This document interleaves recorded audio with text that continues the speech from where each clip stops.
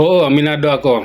Ang pinag-aralan ko ay mababa. Pati ang trabaho ko sa tingin ng iba ay mababa. Masakit sa akin yun. Masakit sa amin sa tulad kong mga mababa ang pinag-aralan.